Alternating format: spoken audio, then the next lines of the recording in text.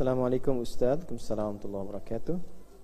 Semoga kebaikan selalu menyertai Ustaz dan keluarga. Semoga Allah memberikan yang lebih baik kepada Anda. Izin bertanya Ustaz, silakan. Bagaimana cara membedakan ibadah yang kita lakukan riya atau bukan? Kadang saya merasa ragu untuk sedekah atau membantu orang di jalan karena khawatir riya. Namun saya juga pernah dengar bahwa bisa jadi keraguan itu merupakan tipu daya syaitan. Mohon pencerahan Ustaz. Saya juga izin menyampaikan salam dari kedua orang tua. Baik, semoga orang tua Anda diberikan kebaikan oleh Allah Subhanahu wa taala dari Sulawesi Selatan. Gini, riya itu pekerjaan hati. Jelas ya? Seperti ikhlas pun amalan hati.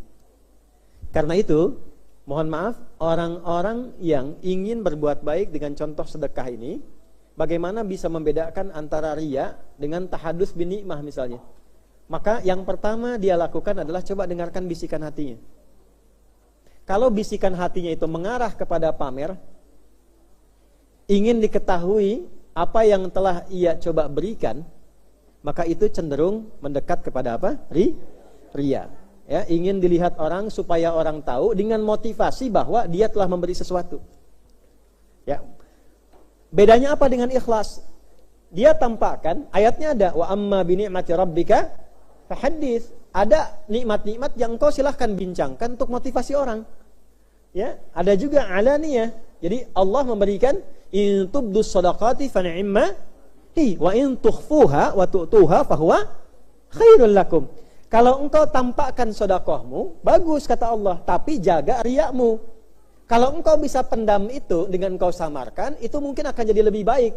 Maksud ayat ini salah satunya adalah kalau dengan Anda beramal terbuka terang-terangan khawatir dengan riya, maka sembunyikanlah, itu lebih baik. Jelas? Ya, salah satu pemaknaannya. Tapi kalau Anda bisa menjaga dari riya dan berpotensi memotivasi orang lain, silahkan. Contoh, saya mau cerita gini misalnya. Bapak Ibu sekalian, alhamdulillah, anugerah yang Allah titipkan misalnya kepada kami untuk bisa menyampaikan Quran dengan posisinya, dengan ayatnya, dengan ini, itu kan informasi. Tapi bagaimana mencegah kemudian dari riya? Sebetulnya itu nikmat biasa yang semua orang bisa mendapatinya. Bukan satu keistimewaan. Asal kita mau berusaha dengan niat yang benar untuk mendekati Allah. Nah itu wa amma bi ni'mati rabbika. Paham?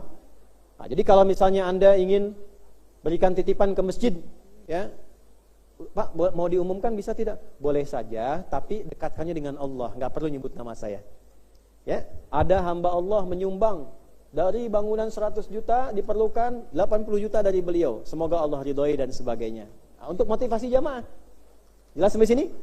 Nah, tapi kalau misalnya Pak, tolong disebutkan, tapi mohon izin Pak ya, kalau bisa tuh sebelum Jumat disampaikan detailnya. Saya dokter sekian, rumah sekian, ya silahkan Pak. Nah itu dekat kepada apa yang disampaikan. Jadi gitu ya. Kalau ada kira-kira ada motivasi gangguannya, segera beralih kepada mode silent. Itu lebih baik buat kita, ya. Jadi samarkan, ya, samarkan namanya, kemudian diarahkan kepada kepentingan untuk mencari ridha Allah. Yang terakhir resiko timbang. Kalau masih mau dipaksakan, nanti nggak ada nilainya. Dan disamakan dengan orang perbuatan yang belum berakidah, seakan-akan nggak kenal tuntunan dalam Islam. Hilang amalnya, tidak berbekas, dan kata Allah nggak akan beri petunjuk pada sifat yang seperti ini. Sama aja orang belum kenal Islam. Itu ada di Quran surah kedua ayat 264. Ya ayyuhalladzina amanu la tubtilu sadaqatikum bil manni wal adza kalladzi yunfiqu malahu ria'an nas.